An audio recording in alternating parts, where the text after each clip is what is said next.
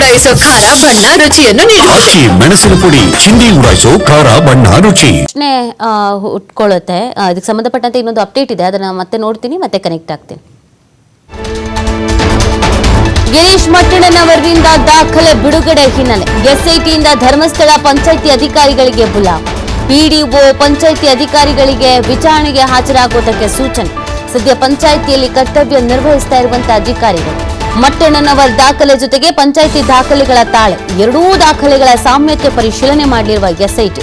ಈ ಬಗ್ಗೆ ಅಧಿಕಾರಿಗಳಿಂದ ಮಾಹಿತಿ ಸಂಗ್ರಹ ಮಾಡ್ತಿರುವಂತಹ ಎಸ್ಐಟಿ ಇದರ ದಾಖಲೆಗಳ ಬಗ್ಗೆಯೂ ಕೂಡ ಪಂಚಾಯಿತಿಯಿಂದ ಮಾಹಿತಿಯ ಸಂಗ್ರಹ, ಡಾಕ್ಯುಮೆಂಟ್ಸ್ ಅನ್ನ ರಿಲೀಸ್ ಮಾಡಲಾಗಿದ್ದು ಈಗ ಪಂಚಾಯಿತಿಯಿಂದ ದಾಖಲೆ ಕೇಳಿದ್ದಾರೆ. ಪಂಚಾಯಿತಿ ಅಧಿಕಾರಿಗಳಿಗೆ ಎಸ್ಐಟಿ ಅಧಿಕಾರಿಗಳು ಬುಲಾವ್ ಕೊಟ್ಟಿರೋದು, ದಾಖಲೆ ಸಮೇತವಾಗಿ ಬರಬೇಕಾಗುತ್ತೆ. ಎರಡೂ ದಾಖಲೆಗಳನ್ನು ತಾಳೆ ಹಾಕಿ ನೋಡ್ತಾರೆ ಏನು ಎತ್ತ ಅಂತ. ಆದಿತ್ಯ, ಈಗ ಇನ್ನೊಂದು ಅಪ್ಡೇಟ್ ಸಿಗ್ತಾ ಇರೋದು ಗಿರೀಶ್ ಮಟ್ಟಣ್ಣನವರು ದಾಖಲೆ ಬಿಡುಗಡೆ ಮಾಡಿದ ನಂತರ ಕೆಲವೊಂದಷ್ಟು ಬೆಳವಣಿಗೆ ಆಗ್ತಾ ಇದೆ ಅಂತ. ಆ ದಾಖಲೆಗಳು ಯಾವ ವಿಚಾರಕ್ಕೆ ಸಂಬಂಧಪಟ್ಟಿದ್ದಾಗಿತ್ತು, ಈಗ ಒಂದ್ ವೇಳೆ ತಾಳೆ ಆಗ್ಲಿಲ್ಲ ಎರಡು ಡಾಕ್ಯುಮೆಂಟ್ಸ್ ಗಳಿಗೆ ಅಂತಂದ್ರೆ ಯಾರಿಗ್ ಸಂಕಷ್ಟ ಎದುರಾಗುತ್ತೆ, ಯಾವ ತರ ಸಮಸ್ಯೆ ಎದುರಾಗಬಹುದು ಅಂತ ಆದಿತ್ಯ?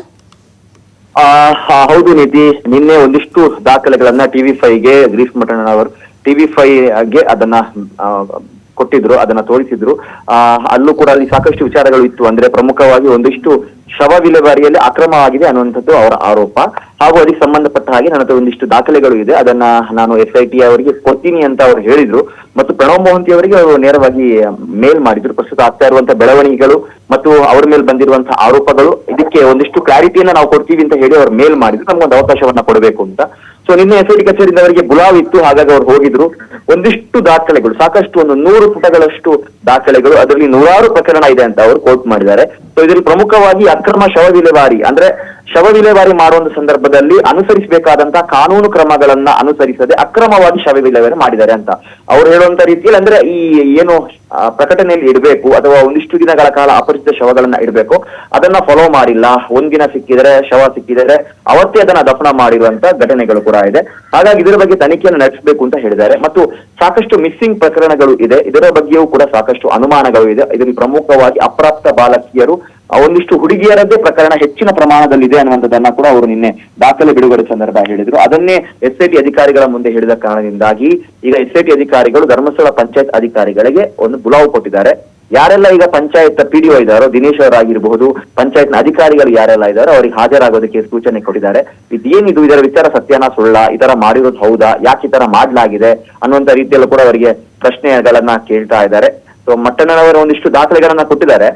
ಅದರೊಂದಿಗೆ ಪಂಚಾಯತಿ ಏನ್ ದಾಖಲೆಗಳನ್ನ ತೆಗೆದುಕೊಂಡು ಬರ್ತಾರೋ ಅದನ್ನ ಒಂದು ತಾಳೆ ಹಾಕುವಂತ ಪ್ರಕ್ರಿಯೆಗಳು ಕೂಡ ನಡೆಯುತ್ತೆ. ಅಧಿಕಾರಿಗಳಿಂದ ಈ ಬಗ್ಗೆ ಮಾಹಿತಿಯನ್ನ ಕೂಡ ಅವ್ರು ಪಡಿತಾ ಇದ್ದಾರೆ, ಅಧಿಕಾರಿಗಳು ಅವ್ರಿಗೆ ಮಾಹಿತಿಯನ್ನ ನೀಡ್ತಾ ಇದ್ದಾರೆ. ಹಾಗಾಗಿ ಗಿರೀಶ್ ಮಟ್ಟಣ್ಣನವರು ನಿನ್ನೆ ಒಂದು ಗಂಭೀರವಾದ ಆರೋಪವನ್ನ ಮಾಡಿದ್ದಾರೆ. ಈ ಪ್ರಕರಣ ಏನು ಅಂದ್ರೆ 100 ಶವಗಳನ್ನ ಹೂತು ಹಾಕಿರೋದು, ಅದಕ್ಕೆ ಯಾವುದೇ ರೀತಿಯ ಕಾನೂನು ಪ್ರಕ್ರಿಯೆಗಳು ಆಗಿಲ್ಲ.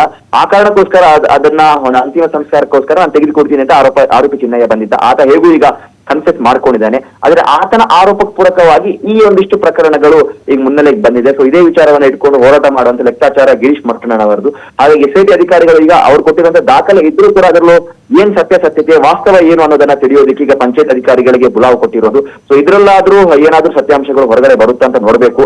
ಈ ಆರೋಪದಲ್ಲಿ ಹುರುಳಿದೆಯಾ ಅಂತ ಕೂಡ ಕಾದ್ ನೋಡ್ಬೇಕಾಗಿದೆ.